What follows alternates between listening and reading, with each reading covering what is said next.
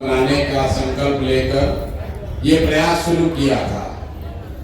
शेखपुरा जहाँ हम रहते हैं, पहले रहते थे, अभी कहीं रहते हैं, वहाँ पर कमरे में कोई 20-25 महिलाएं, 2-3 बैठकें उनकी हुई और हम लोगों ने कहा कि हम लोगों को कोई महिला प्रकोष्ठ नहीं बनाना है, जन सुराज में कोई महिला प्रकोष्ठ नहीं बनाना है, रैली में बस भर के महिला को लाकर स्टेज के सामने बैठाना नहीं है, हम लोग को महिला नेत्री बनानी है।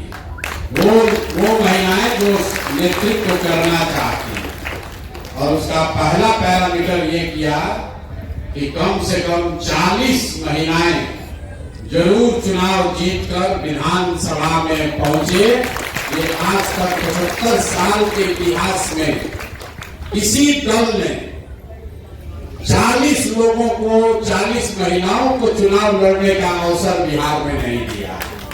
महिलाओं ने ये भी कहा, कई महिलाओं ने ये भी कहा भैया आधा हम लोग को मिलना चाहिए, किसी ने कहा भैया वह 1/3 मिलना चाहिए, लेकिन हमने आपको कहा है कि जो कहा है वो करेंगे। ऐसी बात नहीं करना चाहते हैं जो वादा न निभाया जा सके। तो सबसे बात विचार करके ये तय किया गया कि ज्यादा तो नहीं, लेकिन हर लोकसभा में एक सबसे काबिल महिला साथी को जरूर जन सुराज चुनाव लड़ाएगा। तो 40 हो गया, बिहार में 40 लोकसभा है, लेकिन सिर्फ 40 आदमी के विधायक बनने से तो बात नहीं बनेगी। हर गांव में, घर में महिलाओं के बीच से कुछ सशक्त लोगों को खड़ा होना पड़ेगा। बिहार में जब हम 2 वर्ष पैदल चले तो सबसे ज्यादा कष्ट में अगर कोई दिखा तो महिलाएं दिखी। अगर आपका बच्चा नहीं पढ़ रहा है तो सबसे ज्यादा दिक्कत आप ही को है। अगर रोजगार नहीं मिल रहा है तो आपके घर के ही बच्चे, आपका भाई, आपका बेटा, पति बाहर जाता है। लोग बता रहे हैं कि प्रशांत किशोर घर परिवार छोड़कर 2-2.5 बरस से यहाँ बिहार में घूम रहे हैं। हम अक्सर कहते हैं कि हम तो 2-2.5 बरस से अपना परिवार छोड़ के यहाँ रह रहे हैं। बिहार में ज्यादातर परिवार में स्थिति ये है कि आपकी शादी हुई और आपका पति पलायन कर गया, रोजगार के लिए बाहर चला गया। कोई छठ में घर में शादी विवाह पड़ा, छठ हुआ, दिवाली हुआ तो 10-15 दिन घर आता है, फिर सालों भर बाहर ही उसको रहना। देश के किसी भी हिस्से में सामान्य परिवारों में अगर पति साल भर बाहर रहे तो उसका शादी टूटिए जाना। ये सिर्फ बिहार में ही संभव है कि महिलाएं 20-20 साल तक अपने पति के साथ उनको नहीं रहना, और लोगों को लगता है तो जीवन की सच्चाई है, भैया कमाना है तो बाहर जाना ही पड़ेगा। ये बहुत बड़ा कष्ट है, कोई इसकी चर्चा नहीं करता है। आपकी शादी हुई और जब तक आपका पति, उसका शरीर थक न जाए, बूढ़ा न हो जाए, तब तक वो बाहर ही कमा रहा है। आपका बच्चा जो जवान है उसको पढ़ने के लिए बाहर ही जाना है। अगर आपके बाबूजी बूढ़े हो गए तो उनको दवा के लिए बाहर ही जाना है। जो पलायन का दंश है ये सबसे बड़ा दंश है। कुछ लोग यहाँ को कुछ पैसे वाले लोग बैठे, उनको लगता है कि तो सब गरीब आदमी मजदूर सब जाता है। ऐसी बात नहीं। जो गरीब है उसके घर का पति, उसका बेटा जा रहा है मजदूरी करने। जो थोड़ा बहुत पैसे वाले लोग हैं उनका बच्चा, उनका पति जा रहा है नौकरी करने। लेकिन जा रहा है सबको। गांव में शायद ही कोई ऐसा आपको गांव मिला है जहां पर जवान लड़के आपको रोड पर मिलेंगे।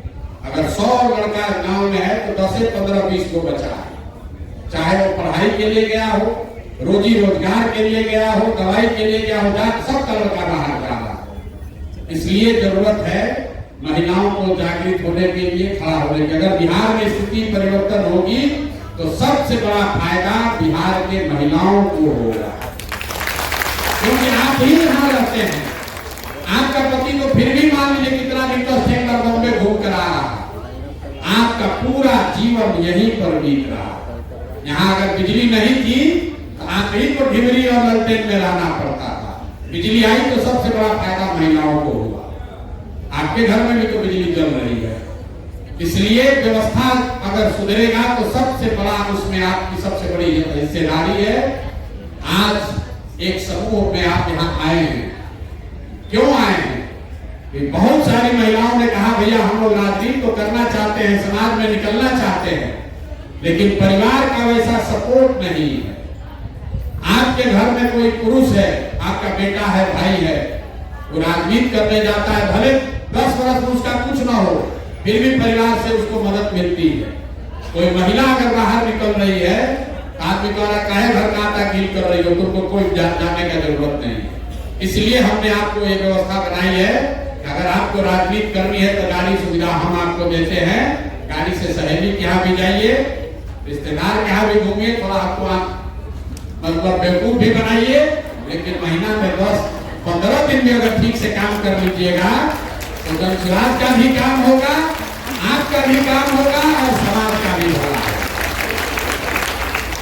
अभी तक किसी दल ने इतना बड़ा रिसोर्स महिलाओं को नहीं दिया होगा।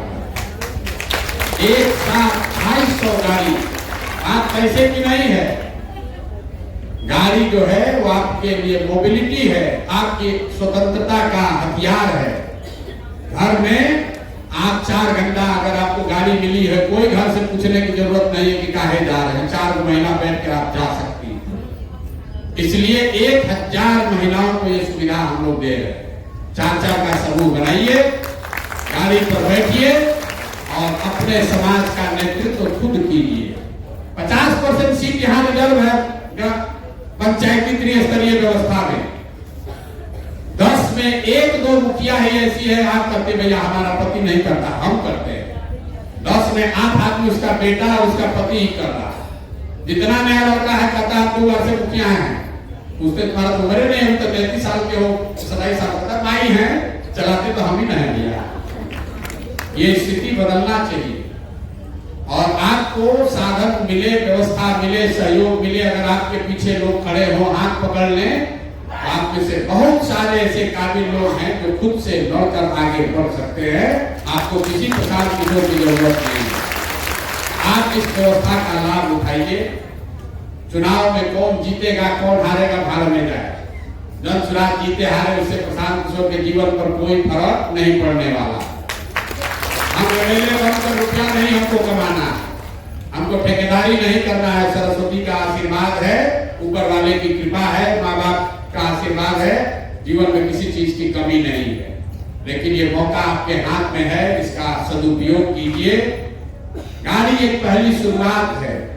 अगर आपकी क्षमता होगी तो कल जब आप मुखिया का चुनाव लड़ोगे तो अपने खर्चा पर आपको चुनाव लड़ाएंगे, आपको किसी के आगे हाथ नहीं बढ़ाएंगे। अगर आप में क्षमता होगी तो आप सरपंच बनिए, मुखिया बनिए, जिला पार्षद बनिए, विधायक बनिए। आपको अपने घर वालों से पैसा मांगने की जरूरत नहीं है। आपका भाई, आपका बेटा इतना काम तो होना चाहिए ना भाई, होना चाहिए ना।